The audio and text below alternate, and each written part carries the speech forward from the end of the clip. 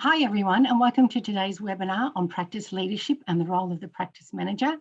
We thank you for joining us for this valuable session, and we hope you take away some practical learnings to support your ever challenging role. My name is Julie Allardyce. I'm part of the general practice team at Eastern Melbourne Primary Health Network, and would like to welcome from GPEx our guest speaker, Mark Priddle, and Project Officer, India Rose Avery. I would like to start by acknowledging the traditional custodians, the Wurundjeri people of the Kulin Nations, whose unceded lands I am working on today.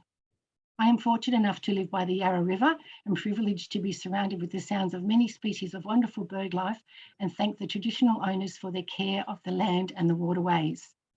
We also acknowledge the traditional custodians of country throughout Australia and their cultural, environmental and spiritual connections to land, sea and community. We pay our respects to their elders past and present, and extend that respect to all Aboriginal and Torres Strait Islander peoples today. And we're very excited to present this first collaboration with GPEx, who have built a reputation for high quality primary care and general practice training since 2002.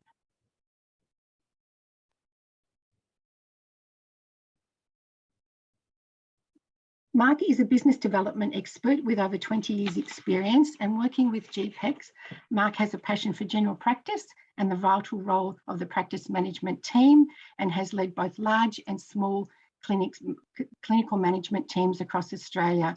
And we look forward to Mark sharing his expert advice with us today.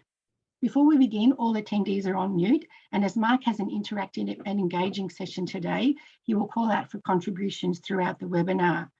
Please add your comments to the scenarios to the chat box, and any questions to the Q&A, and India Rose will facilitate these with Mark.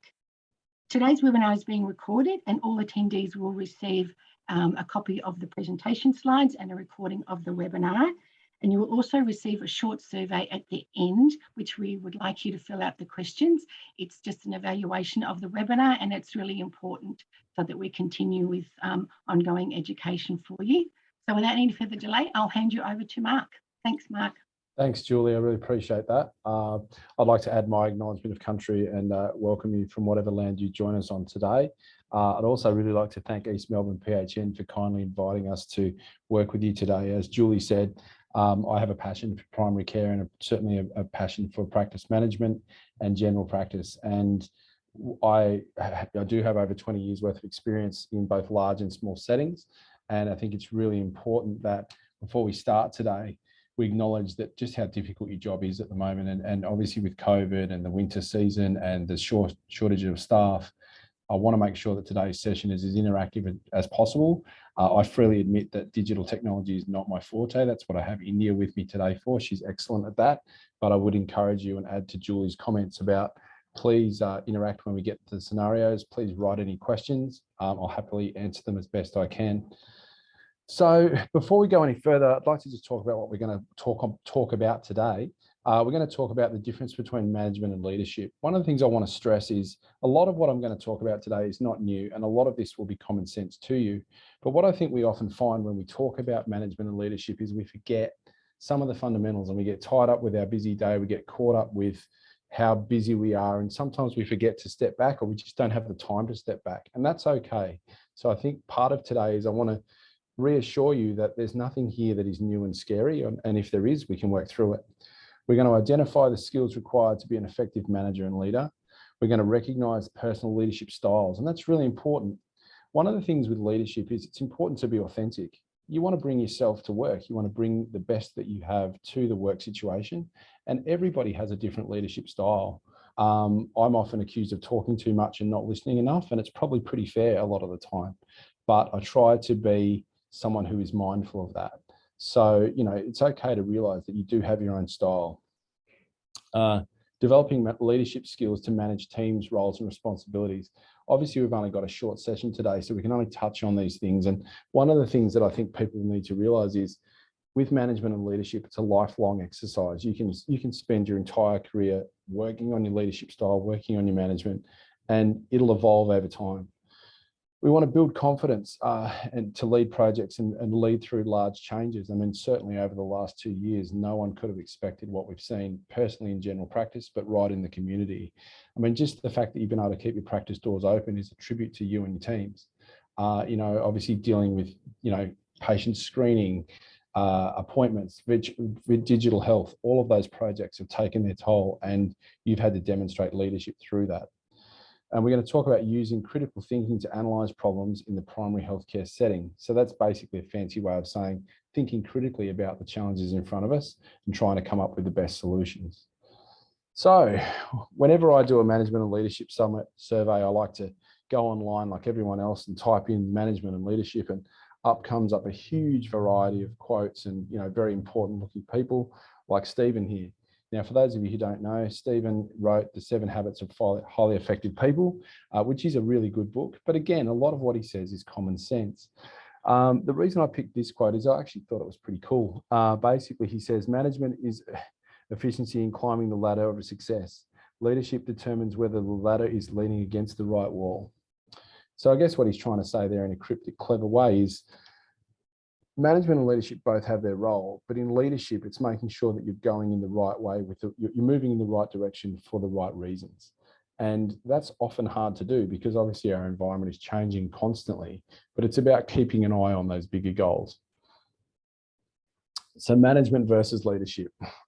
So when we look at managers, and again, one of the things I want to make clear on today's session is management's really, really important. Yeah, often what I find is people go, oh, leadership, it's all about leadership. And leadership's great. But you have to have effective management too, particularly in a day-to-day scenario. But managers focus on counting value. Leaders theoretically focus on creating value. Managers create circles of power. Leaders create circles of influence. And that's one of the ones I wanted to touch on, particularly for practice managers. Often as a practice manager, you mightn't have the direct authority to make the change that you need to make, or there might be a scenario in your practice that you're aware of, but you don't own the practice, or you're not directly involved in the leadership team. You may well be, but you need to work with your influencing skills because you mightn't have the direct authority to dictate a change. You may well have that authority as well. But I think what I find is when I work with clients, so I work for myself, I run my own business, and really all I can do is suggest, and I can try to influence and bring best practice to what I know. But I can't always make the client do what I think they need to do. And you need to learn to be okay with that. But also you need to learn to come back and try different approaches. And also, timing is critical as well. So often when someone says to you, oh, look, thanks, Mark, we really appreciate what you've said, but we're not going to do that. When I was younger, I used to really take that as a sort of personal setback. And don't get me wrong, no one likes to be told no, but I often think now, well, I've put my best foot forward. I've put forward a suggestion that I believe is right, and I need to leave the business to then work that through. And maybe the timing's not right, or maybe there's other things that I'm not aware of.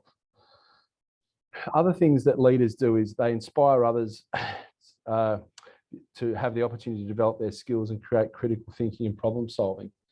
One of the things that I think about leadership is I always think of a sports team. So my children play lacrosse. They're not particularly talented, but they love the game. They try really hard. And over their sort of junior sporting career, they've had a series of coaches. Now, a lot of the coaches that they've had were really, really skilled lacrosse players, but they didn't have the ability to inspire the kids and pass on the motivation to play the game in the spirit that it should be played. Then they've had other coaches who weren't as technically gifted at lacrosse, but were really good at motivating the kids to play and play in the right spirit. And in reality, there's a place for both. But, often as a leader, your job is to inspire the team, lead by example. And again, as I said, these are all things we know, and these are all things that when we step back and we're not in our busy day, we go, yep, I totally agree with that. But often it's hard to remember how to do that. But also it's often hard to do it in a small, sustainable way. So what makes a good manager and leader? I think the first one is probably the most important. Good listener. As I said, often with my teams, I get accused of talking too much, and they're probably right. I often want to jump in. I often want to, show my enthusiasm because I love working with people. It's what gets me excited. I love getting out of bed in the morning to go and work with people. But often I can, be a bit too enthusiastic, and I don't step back and let people have the listening opportunity that they need. Definitely, you need to be open to new ideas.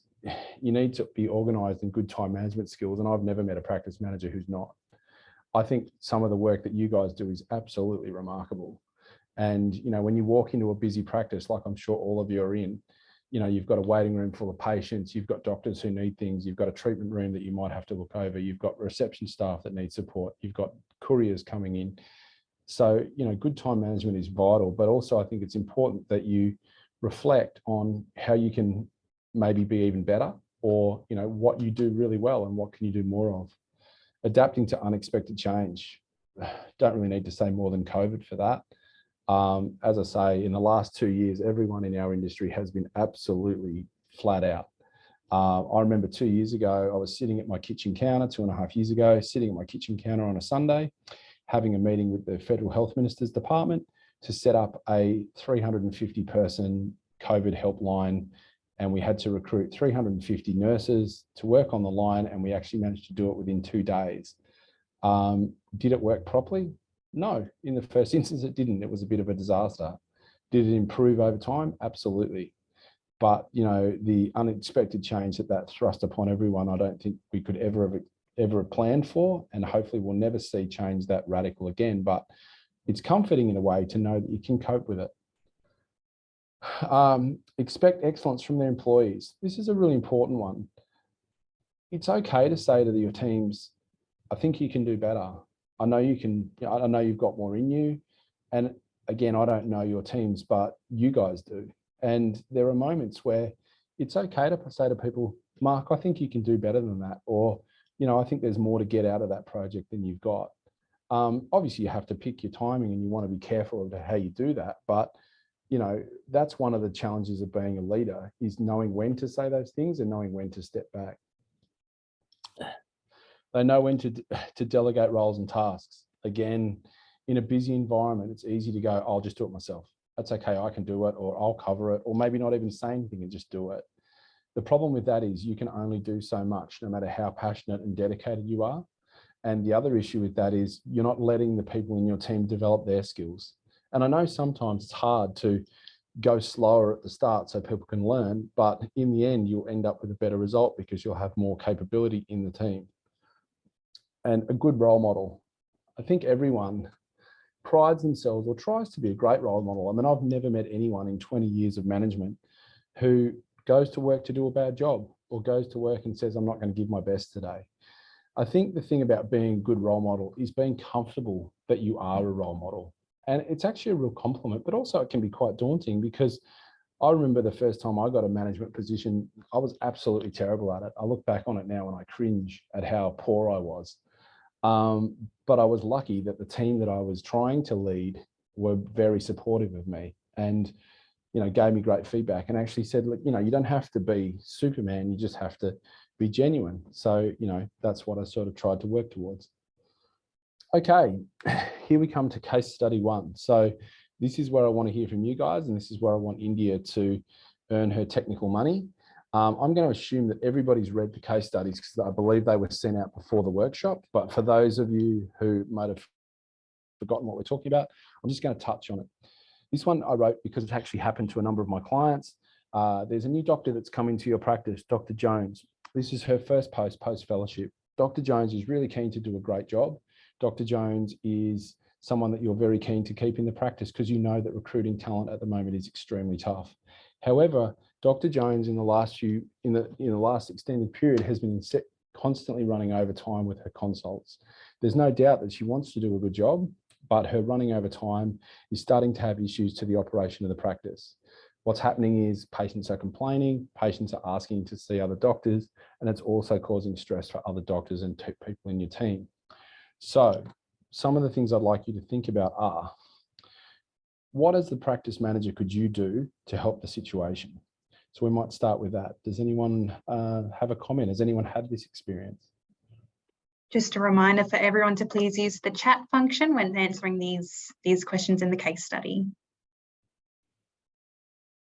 And I'll let you know as they come through, Mark. Thank you.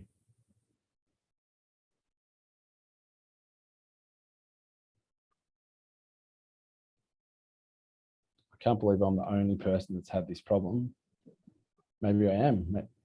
We have a few comments coming through. So starting with a gentle conversation, offering Dr. Jones gaps in her appointment book to catch up.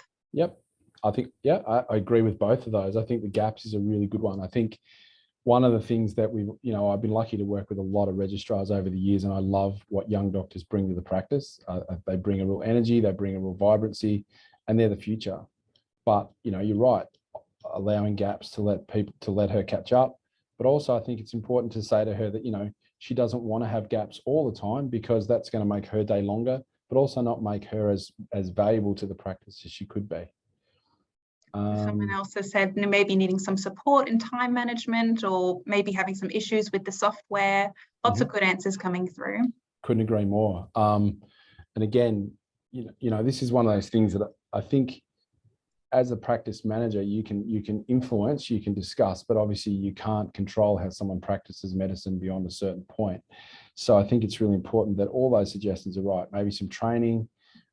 Maybe one of the ones that I've seen over the years is actually get one of the doctors who's really efficient to give us some pointers. So what I often find in a leadership conversation is having that, bringing in a third person, obviously respectfully, but bringing them in to say, Dr. Smith is really good at time management. Would you like me to get Dr. Smith to maybe give you a few pointers around what she does? So just offering those solutions, and again, some great feedback. Is there anything else that we want to point out with that one, India? Yeah, perhaps offering some nurse support where applicable, or putting KPIs in the contract so you have a baseline of what what they should actually expect. Oh, I like that one. Oh, I like that a lot.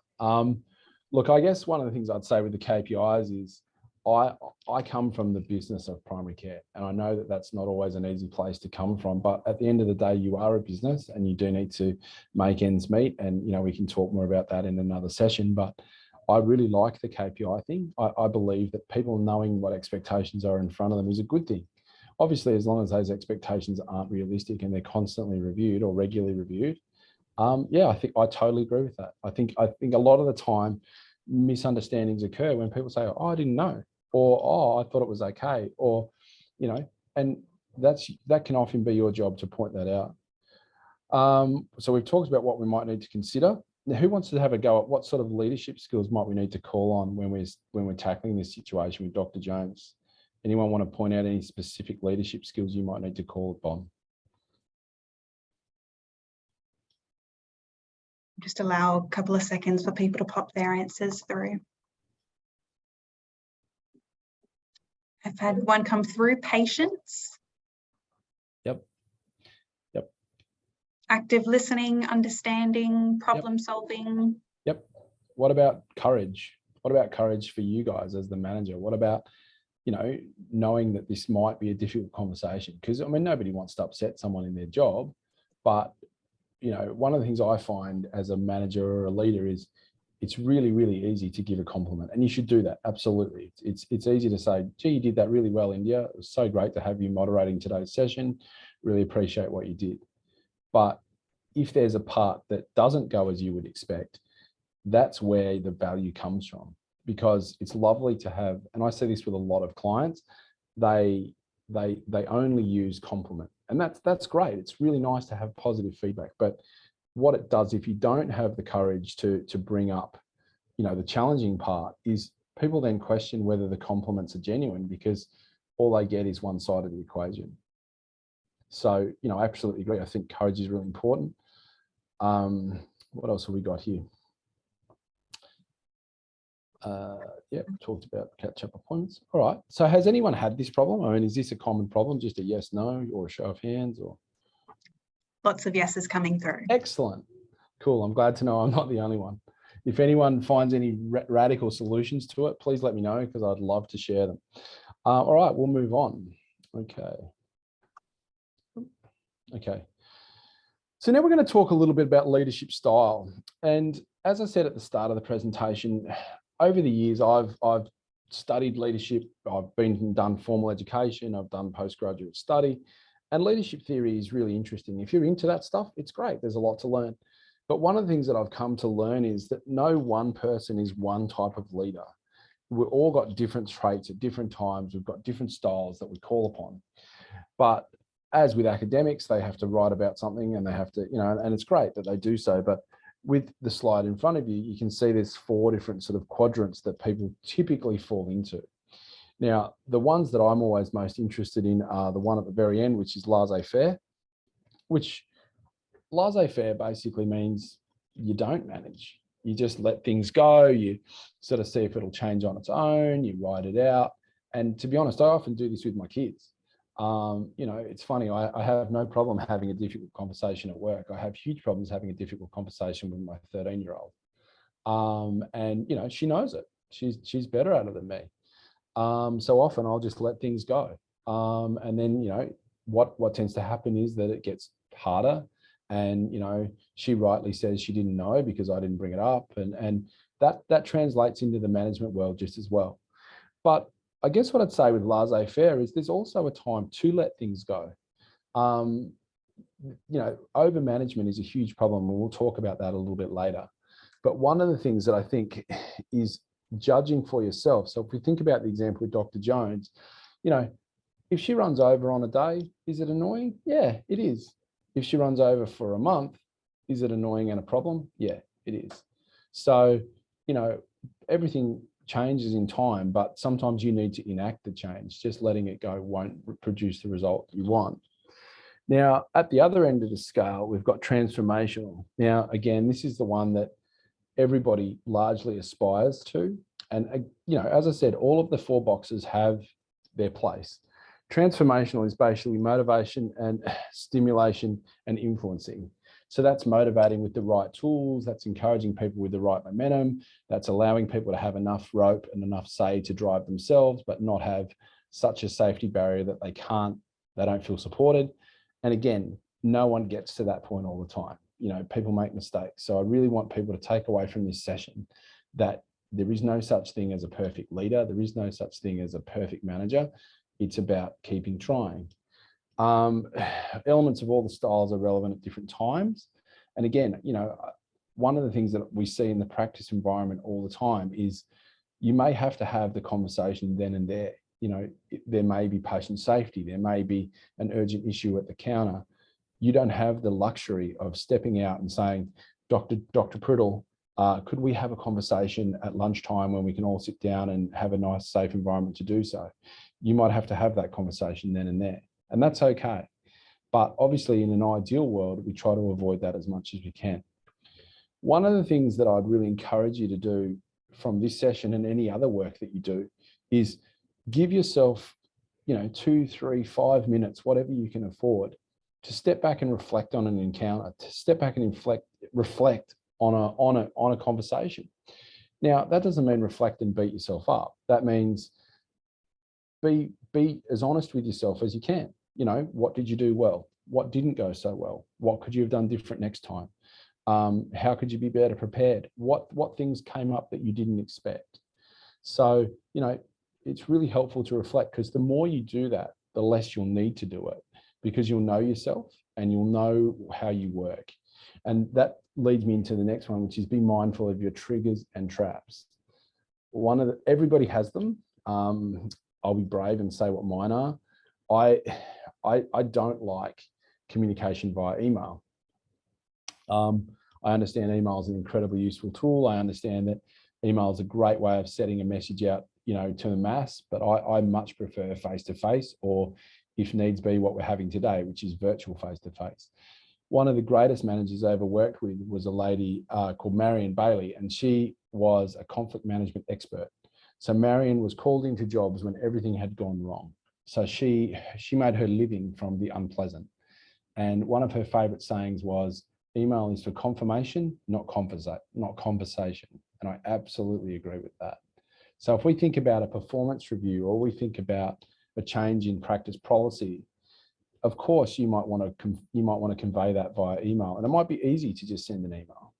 But if it's a change that you're worried about, I would really encourage you to take the time to have a meeting or talk face-to-face, one-on-one, whatever you can afford, and then follow up with the email. Don't start with the email, because email is a one-way conversation. It's me telling you something and then me hoping that what I've said is interpreted correctly. Now, it may well be, it might not.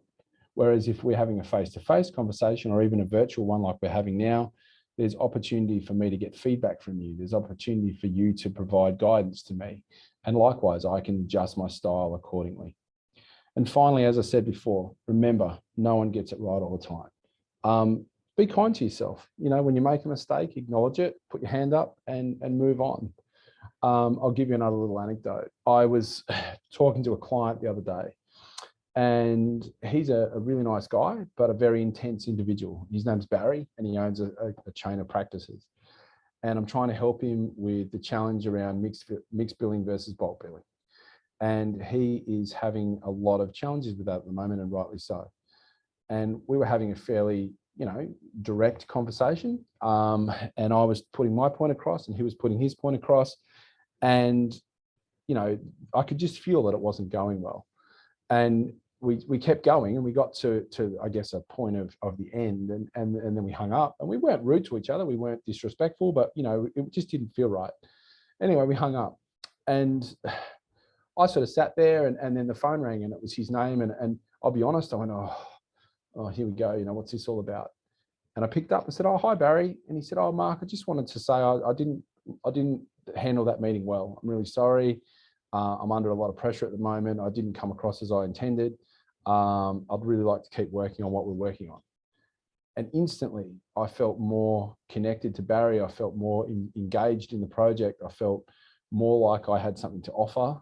And it's not because he rang up and said what, he didn't ring up and grovel, and he didn't need to.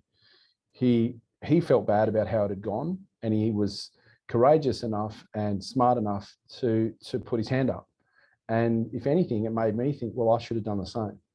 So be kind to yourself and remember to keep at it. Okay, what is your leadership style? So what I'd like to do here is I'd like people to put in the chat, what's your natural leadership position? Are you someone who lets things slide? Are you someone who steps forward willingly? Or maybe we can do it another way. What's the biggest one word barrier you have to being the leader you would like to be? So anyone who'd like to just put down one word, whether it's, I'll go for me, and as I say, listening is my biggest one. So we have a few answers coming through. Okay. Someone has said they assume too much. Yeah, good one. Really good one. Yeah, I think we're all guilty of that. And certainly when I don't listen as much as I do, or as I should, sorry, I absolutely do that all the time. I just ask my children. Others are saying not enough time, Yep. Fear. Fear, yeah, absolutely. And it's okay to be afraid. No one wants to have a tough conversation. No one wants to get it wrong. And as I say, I've never met anyone who goes to work to say, I'm going to do a bad job today. I think the time one is a huge one in our industry, and certainly in your jobs. And I'm not going to insult you by saying that I can relate to what you're going through at the moment, because I can't. But being time poor is a huge problem. And I guess the only thing that I would say to that is, when you start a conversation with someone, maybe start by saying, I'm really sorry, I don't have the time that I would love to put into this, but I just want you to know that I'm aware of that. They're going to really receive that well. Delegation's another one. Yep, I totally agree. It's often easier to go, I'll just do it myself. But again, I would encourage you, where possible, and as I say, this is guidance, not direction. Where possible, step back and take the long game. And I know it's not always possible. I know sometimes you've got to jump in and do it. But, if you can delegate something, great, do that, because it's going to make you feel better, and it's going to make the team feel better, and everyone's going to feel more connected. Courage to deal with potential confrontations with staff and GPs. Absolutely agree. And thanks for being brave and saying that.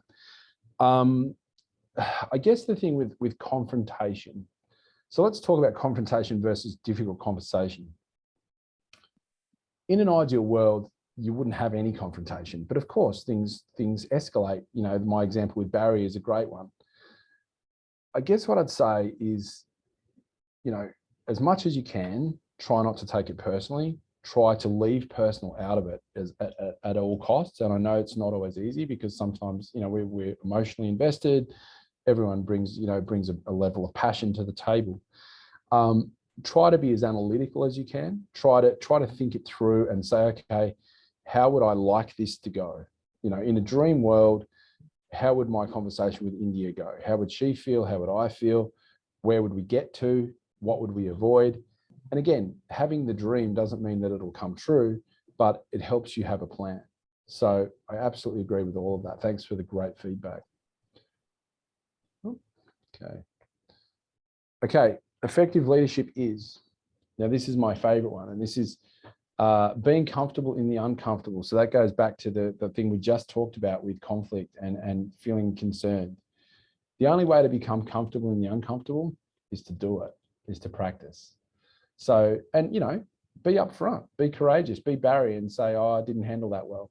Because by doing that, the amount of empathy you will get will be unbelievable. People will feel so much more connected with you. And I don't mean be a doormat. Please don't take this as you need to go around being ultra sensitive and going around and apologizing all the time. Far from it. But if you feel something, be courageous and say it when you want to say it. Making small adjustments often. I think, you know, again, if we reflect on COVID and the last, you know, few months, we've had to make radical change. And again, in COVID, you had to turn the wheel radically to the right or the left as quickly as you could. Everybody did. But in an ideal world, we would make small changes often so that people are not completely freaked out. I've read a number of surveys to show that change, some people fear change more than death, which, you know, is pretty frightening when you think about it. So small change is a good way to go. Being predictable. This is one of my personal favorites. I once worked for a guy called John Baird, who is the greatest manager of all time. He was the only man silly enough to hire me twice. And I said to him once, you know, I was doing my postgraduate study and I had to interview a leader that I admired or a manager I admired. So I interviewed John. And I said, John, what makes you a great leader? And he didn't just reply with a glib answer, which I really appreciated. And he said, well, I like to be predictable. And I was really taken aback. I was like, I would have thought he would have said he was inspirational or he was motivational or he was strategic. And he said, all he said was, I want to be predictable. What he meant by that was he wants the team to feel so comfortable that there is no major shock. You know, by and large, you know where the team's going. You feel invested. Of course, there are things you can't share all the time. And I'm not suggesting for a minute that you share everything with everybody all the time. But setting an environment where people feel comfortable and therefore can predict with a reasonable amount of certainty where the business is going leads to a great culture. Bring your style and skills to the role. Everybody's different. Some people are extroverts, some people are introverts, some people are brave, some people are more reserved. Everybody has a role to play. People have said to me over the years, what do you need to be a great leader? And the answer is different for everybody. You know, you need to be yourself. If you can't do that, then you won't be able to be a great leader long term because you'll be so busy trying to present what you think people want to see that you'll actually lose the chance to be authentic. Understanding your role is to help drive team success. Again, we've talked about that. You're often that sports coach. You're that lacrosse coach that cheers for the team when they do well, but also points out what they could have done better in the game. You don't just cheer all the time. You know, if the team's being selfish or they're not playing as a unit, you point that out. Empowering people, we've talked about that as well. So effective leadership, what isn't it? It's not having all the answers, that's for sure. You know, as I say, I've been at this for over 20 years and I certainly don't have them all. Doing it all yourself, we've already spoken about how easy it is to go, oh, I'll just do it, or just doing it. Keeping the peace. Now, this is an interesting one. Keeping the peace doesn't mean you automatically go to work to disrupt stuff. What it means is if you see something's wrong, you have the courage to call it out. So I'm not sure if you guys remember, but a few years ago, the Australian Defence Force had a major cultural problem with the way that it treated women, and it was absolutely unacceptable. I was lucky enough to be involved in that project, and I got to work with a guy called David Hurley, who was an unbelievable leader. And he was the head of the Australian Defence Force, and he was an very senior Army officer. And he actually came out and he said that the standard you walk by is the standard you accept. If you walk by something that you know is not right, essentially in his eyes, you are just as bad as the person who's working to that standard. Now, that's a really hard thing to do. It's hard to say and even harder to do.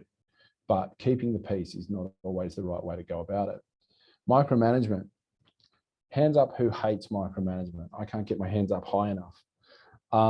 There was a study done by the Harvard Business School that shows if you want to get rid of someone, all you have to do is micromanage them for 4 weeks and 90% of people will quit.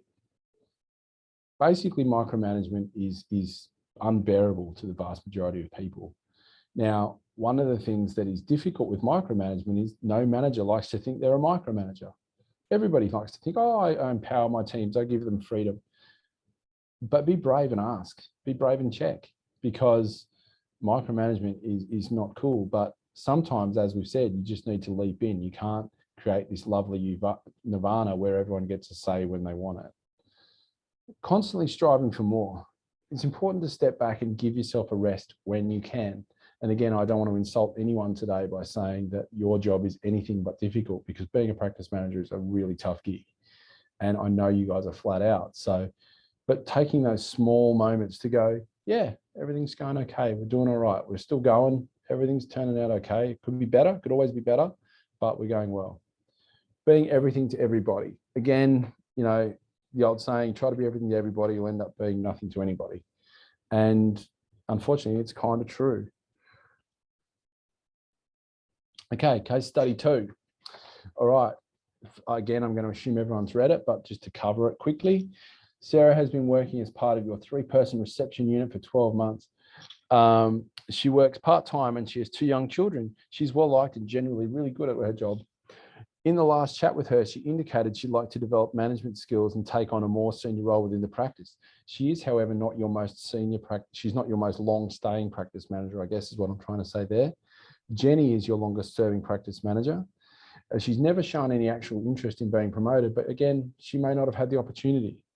So you are a bit worried that if you promote Sarah, it might cause issues with Jenny, and you're also a bit worried if you don't promote Sarah, Sarah will leave, because good practice management talent is hard to find, as we know.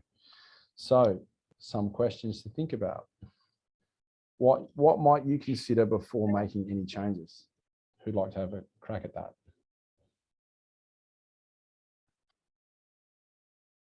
Okay, few answers coming through. Someone said maybe have a quick chat with Jenny to see if she's interested. Great one. Yeah, really obvious. Maybe Jenny doesn't want to be promoted. Sometimes we assume, don't we? Sometimes we think, oh, well, Jenny's been here the longest, she must want it. She might not. What else have we got? Few people having the same thoughts, having a conversation. Chat with Jenny all first. agreeing, having a chat with Jenny first. Yep. Okay. All right. All right. So what would we do if Jenny said, oh yeah, I'd like the opportunity? How, just to make it a little bit more difficult, how could we possibly deal with that? I know it's not on the board, but I thought I'd just throw it out there. Anyone want to extend that and take it a little bit further? Someone's put through maybe job sharing. I like it. Yeah, job share. Yeah, definitely.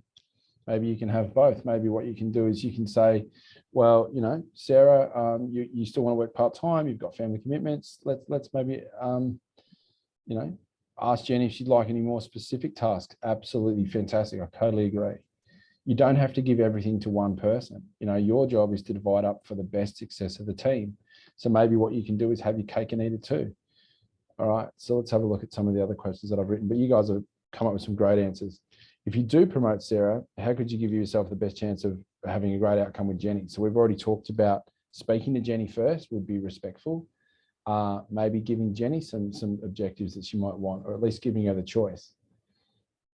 What about if you don't promote Sarah? Well, how could you manage that? Say Sarah comes to you and says, look, I really want to take on a bit more responsibility, and you decide that that's not the right thing for the practice. How could you manage that with Sarah?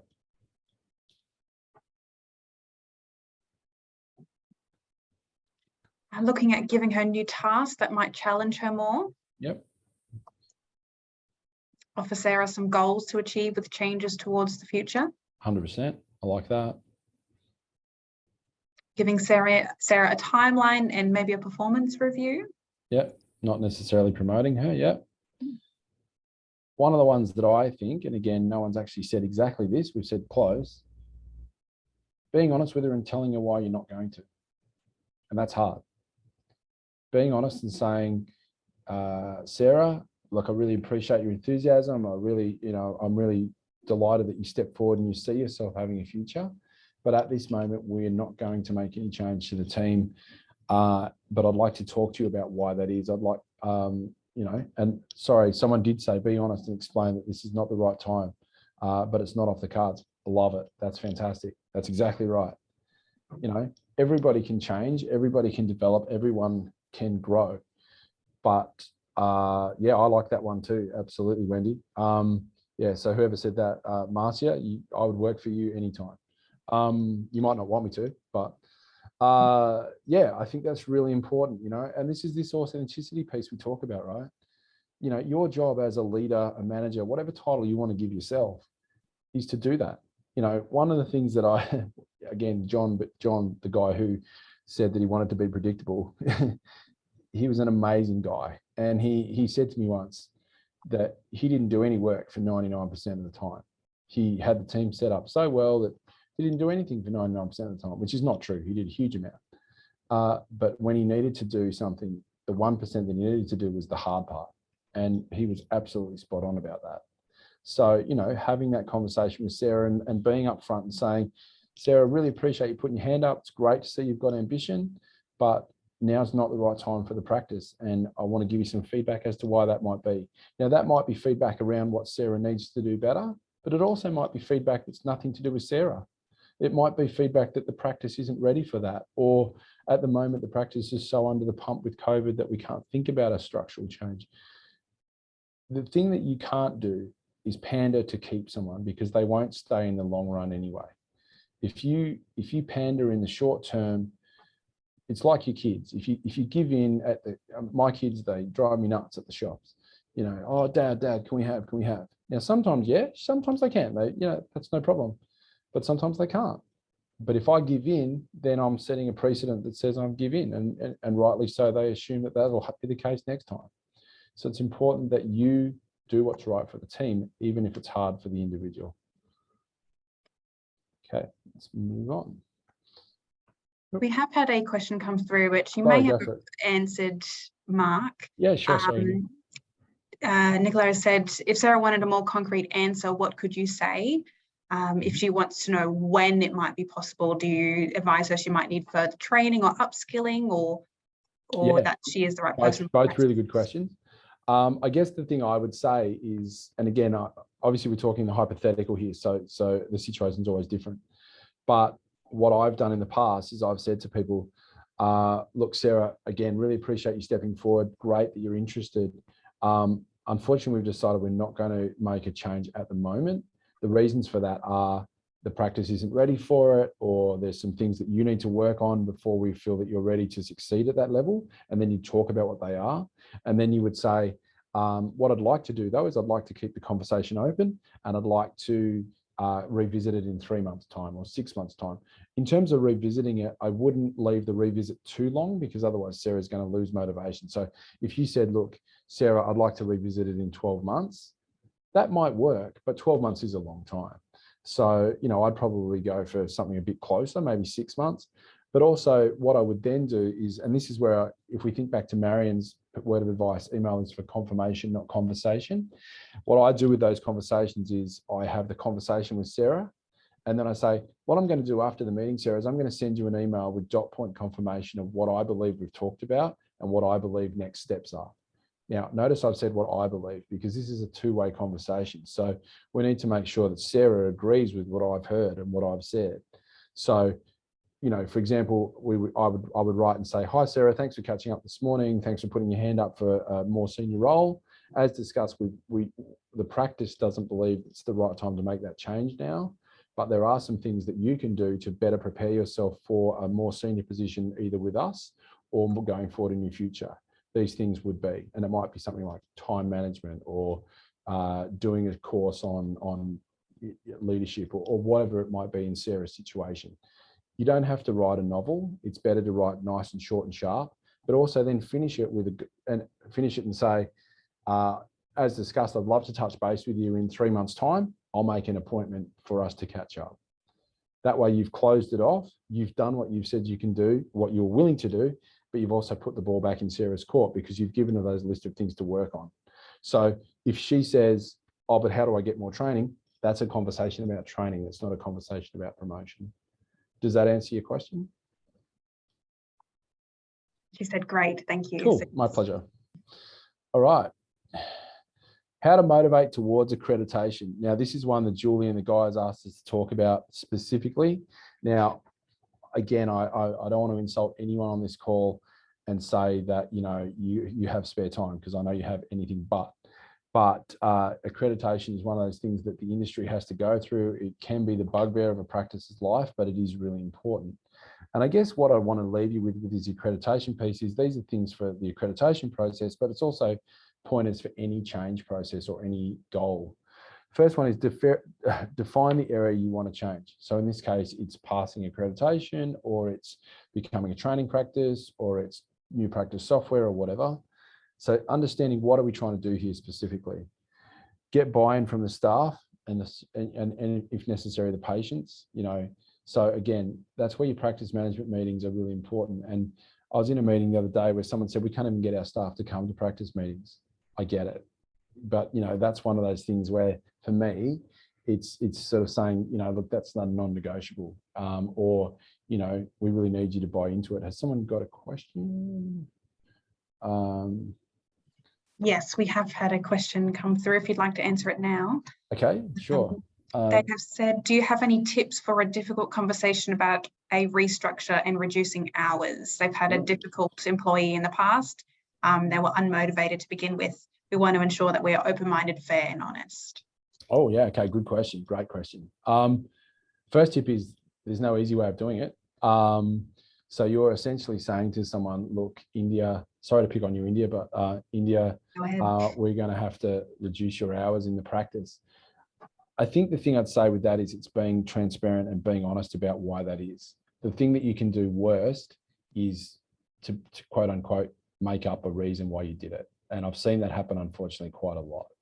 So, you know, if I'm going to reduce India's hours and I say, oh, look, India, we've been looking at the practice and, you know, we need to cut back your hours because there's not enough demand for your work. If that's the truth, that's fine. But if it's because India is not fitting in, or she's not motivated, or she's not, you know, contributing the way we need it to, without belittling India, we need to point that out, because we're not doing India any favors if we don't, because India might well leave and go off and think, oh, it's because the practice didn't give me enough hours. You know, if we're trying to actually make India into a better staff member, even if it's not for us in the long term, we need to bring up the reason. So, you know, if the, you know, so I guess that again, I always, with anything where it's to do with actual structure, whether it's to do with pay, hours, performance, anything, conditions, basically, I always refer back to email is for confirmation, not conversation, but you need the email to confirm what you have said, because in the worst case scenario, these things can be escalated. And, you know, I'm sure there are examples where people have ended up, certainly I've had to go to court for my clients on a number of occasions to you know, defend what's happened. And as long as they've got a good quality trail of what they've done and it's fair and transparent, there's nothing to worry about. Now, again, I'm not saying this would get anything like that, but this is where, again, you would plan out before having the chat, what are you trying to say? What must be said? What can be left aside? And, you know, one of the things I find is have dot points in front of you. If you get nervous, have dot points in front of you, have examples. So if India says to you, oh, I'm a great team player, you know, I can't believe you're telling me this, because, you know, this is the first I've heard of it. That's where it might be useful to say, well, India, I can understand that you might think that, but, you know, I've noticed over the last month, you've constantly turned up late. Your shift starts at 8:30 and you get here at 8:45. You know, you're not trying to belittle her, you're just trying to give her facts. Does that answer your question? It's a really tough question, to be honest, but I hope that gives you some guidance.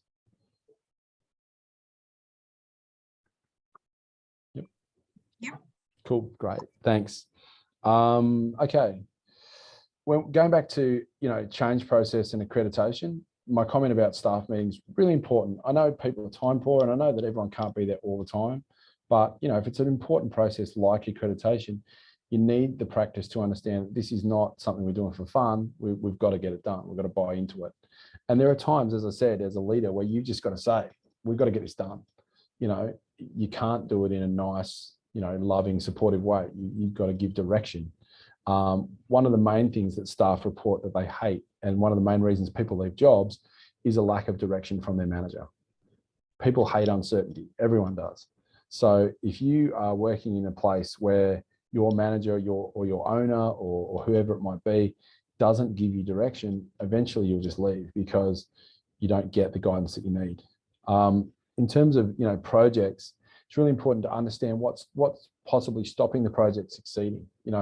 Is it we don't have enough time? Is it we need to get in someone to help us with the accreditation process? Is it that we need to update our policies and procedures, and who's going to do that? Often I find with any project, breaking it down into small steps, and again, I love dot points, is a really good way to make it attainable. Set goals for the practice. So again, the goal might be to pass accreditation, become a training practice, increase services, recruit a female GP, whatever it is. It doesn't mean that you'll get there today, but having a goal that everyone can work towards is really important, and it keeps people focused. And review the process, review progress as well. Obviously, review progress. There's nothing worse than people feeling like they're not moving forward. So one of the things that I'm a huge fan of is when something goes well, point it out. I love celebrating. I've got the mental age of a 10-year-old, and I love to celebrate when something goes well. And I'm a huge fan of acknowledging when we're moving forward, even if we haven't got there yet. We're going in the right direction. Okay. Case study 3. Okay, again, I'm going to assume everyone's read it. You work in a 6-doctor GP practice and it's very busy. Due to COVID and winter demand to see the doctors, it's higher than ever. At a recent practice meeting, 2 doctors suggested increasing the gap payment from standard consult from 65 to 70. 2 doctors were vehemently opposed and 2 doctors didn't say much. At the end of the meeting, one of the senior clinicians and the practice founder came up to you and said, "What do you think?" Now, I know this is a hot topic at the moment because a lot of my clients are ringing up and going, "Oh, how do we move from bulk billing to mixed billing? How do we do it?" So what would you suggest the practice do to further explore before making any change? Has anyone had this challenge? I'm sure there's people out there who have. All right, a few answers coming through. Having a chat with the 2 doctors who didn't say anything at the meeting to find their take on it. Mm-hmm. So that's a really good, the reason I said that in this scenario is some people are not comfortable to speak up in a group. That's fine. That doesn't mean they don't have a valuable contribution to make. It means you might need to seek them out in an environment they're more comfortable. So maybe you need to go to their room, or maybe you need to say, send them an email and say, "Oh, India, I noticed that you didn't have a lot to say at today's meeting. Just want to let you know that I'd love to hear your thoughts on it. When you're comfortable, could you come and see me?" Someone's mentioned they would give a week and maybe have another meeting. Yeah, sure. Maybe people need to calm down. Maybe people need to cool off. That's totally fair enough. I'm a huge fan of the go for a walk strategy. I love mountain biking. I have all the gear and no idea, and I'm not very good at it, but whenever I need to do something difficult, I go and take some time away and then I come back and try again. So maybe having a break's a good one. We'll check about patient profile. Sorry, you go, India. Oh, as because someone's mentioned they had provided a survey to everyone so that everyone gets an opportunity to speak about it. Great idea. Love it. Yeah, great idea. Often people want to take time to reflect. They want to think it through. They're not comfortable to leap in and go, "Yes, let's do it," or "No, let's not." So maybe you need to give them that. Research and go back to the business plan, then go to doctors and present with it where they'll benefit. Yeah, absolutely. I think one of the things that I'm seeing at the moment is obviously doctors are under huge pressure. The practice is under pressure, but people want to earn a good living, and I absolutely understand that. So, it's important to look at the positives as well as the negatives. Work out the cost per hour against the income per hour, sell it to the 2 doctors opposed. Yeah, practical, Kerry, great point. Practical, but necessary. Sometimes data is what you need. Sometimes you need to point out, very, very basically that if we keep it as it is, either the practice will be in jeopardy or we won't be able to afford to do the things we want to do. And that's okay. That's fine. Great point. Make sure you provide the evidence to support it. Yep, totally agree. Is different billing an option for each GP? Now, in some practices, it absolutely is. In some of the larger networks that I've worked with, all of the doctors worked as independent practitioners, and I'm sure in some of your environments that's the case as well. But I think with that one, you've got to be careful because you don't want to create 20 flavors of vanilla ice cream. So maybe if the practice is okay with that, then you've got to work with it. But essentially by doing that, you could be setting up a scenario where literally you might have 6 doctors all working to different schedules and different processes, and you're still going to get questions from patients, because what's going to happen is the patients will go and say, well, India bulk bills me. Why is Dr. Priddle wanting to charge a gap payment? So you'll still need an answer. The practice needs to ensure it is not seen as price fixing. RACGP has information on this. Absolutely.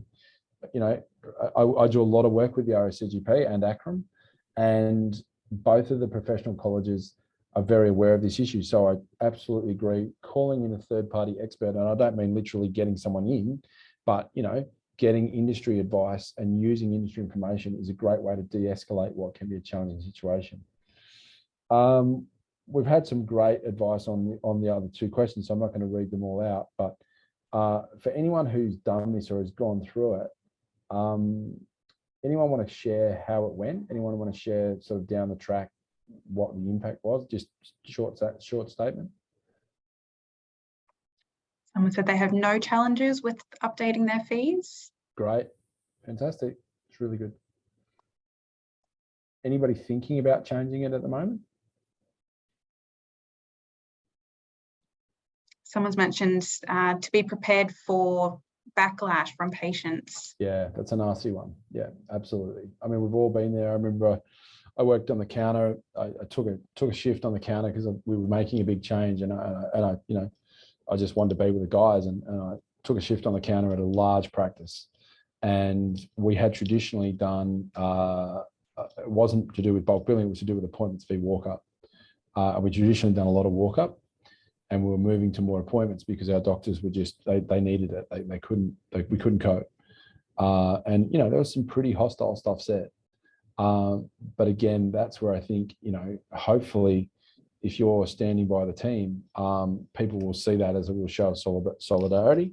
Taking slowly now, starting changes only. Sorry. Start charging only new patients and older still being bulk billed. Yeah, that's a decent suggestion too. I guess with anything where there's change that impacts people's hip pockets, no one's going to be happy about it. Or, you know, no one's going to say, oh, that's great. Some people might. Some people are more understanding than others. But I think, again, it's change for the business and change for sustainability and for the mass. So one of the things that we've talked to Julie and the guys about is we do a lot of workshops on how to successfully go from bulk billing to mixed billing, or how to increase fees, or anything like that. So maybe in the future, we'll do a specific session on that. We have someone just said, we have mixed billing, but at the end of the day, the GP decides if he would like to bulk bill a particular patient or not, even if they don't have the concession card. Totally agree. Yep, we've all had that. I've actually I've been called in by clients to try and talk doctors out of doing it. And I've often said to the client, I can't do that. It's not my call. The doctor practices medicine the way they want to. But what I do is point out to the doctor that if they do waive a consult fee, they could be setting an expectation for next time. So, you know, I often find that having a practice meeting about that is really important, and having a solidarity position where we try to stick to it as much as we can helps everybody. And I've certainly run a lot of workshops with practices on that. Okay, moving on. Final thoughts. We're getting towards the end of the formal part of the session. Both management and leadership, I think, hopefully I've got across to you, is not easy. As I say, I've been studying and doing professional management for over 20 years, and I still get it wrong regularly. But the key is to keep at it. The key is to be kind to yourselves, and the key is to recognize what you do well. And I'm sure there is a lot you do really, really well. But also recognize where you might like to improve. You know, you're going to feel really empowered if you work on, for me, my listening skills. So I was really touched a while ago.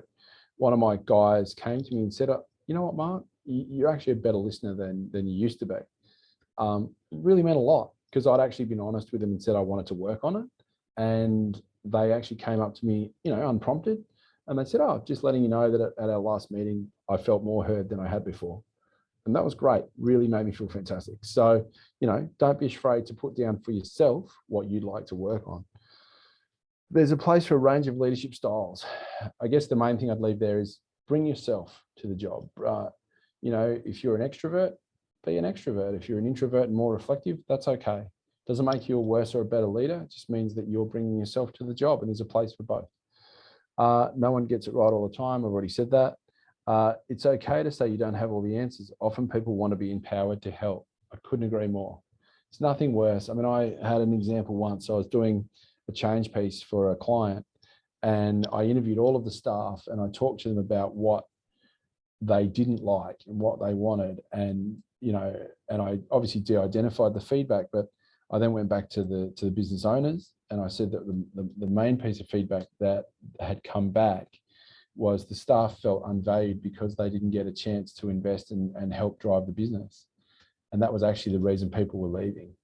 And the managers actually, or the owners, sorry, didn't want to overburden people. But what they'd done is by trying to not overburden, they'd actually not given people enough of a chance to step forward. So it's a balancing act without any doubt, but be mindful that people want to contribute, people want to help, people want to feel valued, and they want to support you. So wrapping up, confirming our learning outcomes from today. We've tried to identify the difference between management and leadership. We've identified the skills required to be an effective manager and leader, and I think we'd all agree it's something that needs regular work. We've recognised our personal leadership style. We've developed leadership skills that manage teams, responsibilities, and resources. We've tried to build confidence, and that's a really key part. You know, everyone wants to feel confidence in the work. We've used critical thinking to analyse problems in the primary healthcare environment. So that actually brings me to the end of the presentation. I'd really like to thank everyone for getting on today and giving me your time. I know, sorry, whoops, I've gone too far.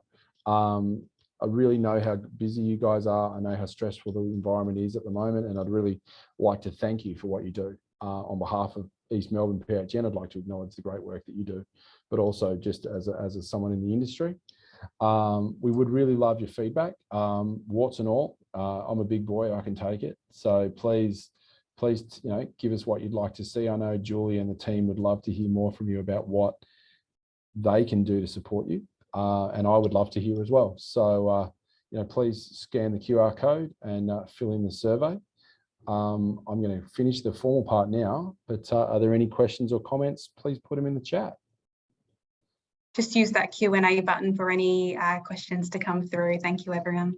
Sorry, just do what India says, because she's much more technically skilled than me.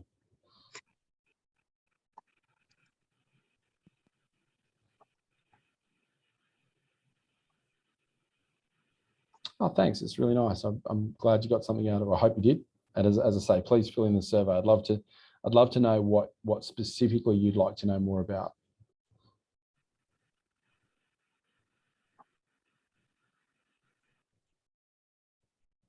Great. Oh, it's really lovely. That's fantastic. I'm delighted you enjoyed it, and I enjoyed it as well. So that's awesome. Well, thank you. Oh, what's my company name? I'm not sure if I can promote that. So yeah, my company's on the bottom of the screen. Yeah, my company's called Edgemark. So we run a consulting firm that does work in primary care. So yeah, pleasure. It's always a pleasure to help. It's a really, you know, what you guys do is amazing. As I say, occasionally, if I just want to scare myself, I do a session on a counter for a client, and I just walk away completely drained and in awe of the people that do that work. So, you know, the work you do in keeping the businesses running, keeping the service available is not to be underestimated. Well done. My pleasure. All right. Well, look, Julie, is there anything you wanted to add? No, I just wanted to thank everyone for attending, and thank you, Mark, for it was really relevant, thought-provoking content, and I'm sure our practice managers got a lot out of it. And as you leave the Zoom, you'll be invited to a survey for East Melbourne PHN, and it just helps us to know if we're getting it right for you and what you'd like to have education on in the future. So thank you, everybody, and thanks again, India and Mark. Thank you, India, you were great. No worries, thank you. We have had one question come through, if I can just jump in quickly. Please do. Someone's asked if there's going to be any more webinars on topics such as these. anytime soon. I certainly would be happy to do so. I guess that's something we'll talk about with the crew from East Melbourne. Yes. But yeah, certainly if there's a demand, we would love to help facilitate. And also, you know, it'd be great to hear from you guys. What do you want to know? You know, I mean, you're in the businesses every day. What is it you need? Yeah, so that's a really good thing to put in on our survey. We've got a question there, what you'd like more education on. So please put that in. Yep. Try and assist. If any topic about smooth transition from smooth to mixed billing, yeah, sure. As I said, we do that. And I'll certainly talk to Julie and the crew about maybe doing that with East Melbourne. I guess what I'd say about that is it's not always smooth. That's what I've learned. But it can be done. And, you know, really there is a lot practically that you can do. So we can certainly revisit that if there's a desire. All right. Thanks very much, guys. I'll leave India to end the session if that's where we're at. And have a great day and keep up the fantastic work. Really appreciate it. Thanks a lot. Thanks, Mark. Thanks, Mark and Julie. Andy. Bye. Bye-bye. Bye.